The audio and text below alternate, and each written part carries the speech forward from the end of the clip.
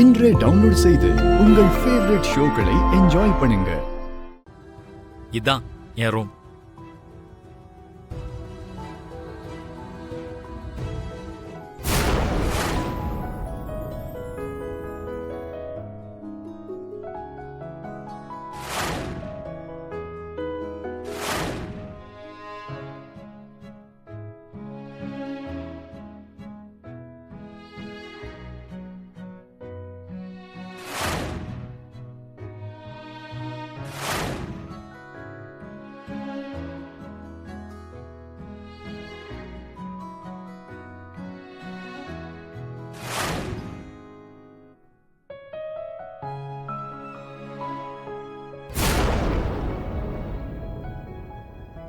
சம்யுக்தா,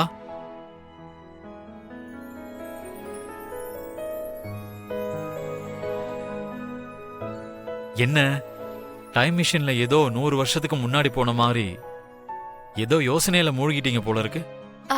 அது ஒண்ணும் இல்லைங்க. இந்த ரூமை பார்த்த உடனே என்னோட வாழ்க்கையில இருந்த சில ஸ்வீட்டான மெமரிஸ் எல்லாம் ஞாபகம் வந்தது. பை த வே, உங்க ரூம்ல புக்ஸ் எல்லாம் அதிகமா தென்படுது. நீங்க புக்ஸ் அதிகமா படிப்பீங்களா? ஒரு காலத்துல நான் இதெல்லாம் படிக்கவே இல்லை. இப்பதான் ஒவ்வொன்னா படிச்சுக்கிட்டு இருக்கேன். உங்களோட மனைவி போனதுக்கு அப்புறமாவா?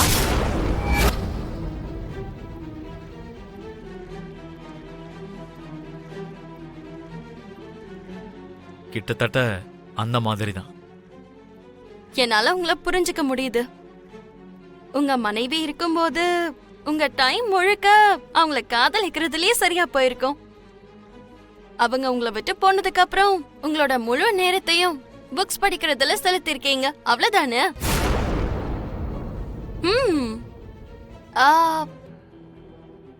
அது சரி, உங்களுக்கு குடிக்கிற பழக்கம் இருக்கா? ரெகுலரா கிடையாது, ஆனா அப்பப்ப குடிப்பேன். அப்பன்னு சொல்றீங்களே, எப்பெல்லாம் குடிப்பீங்க?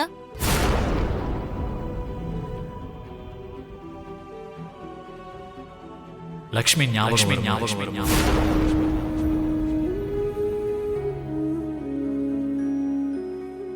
அப்படின்னா சந்தோஷத்துல குடிக்கிறீங்களா, கவலையில குடிக்கிறீங்களா?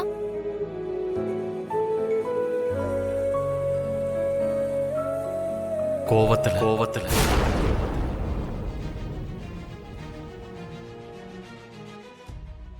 கோவத்திலையா? அப்படி என்ன கோவம்? அவ என்னை ஏமாத்திட்டு போயிட்டாங்கிற கோவம்.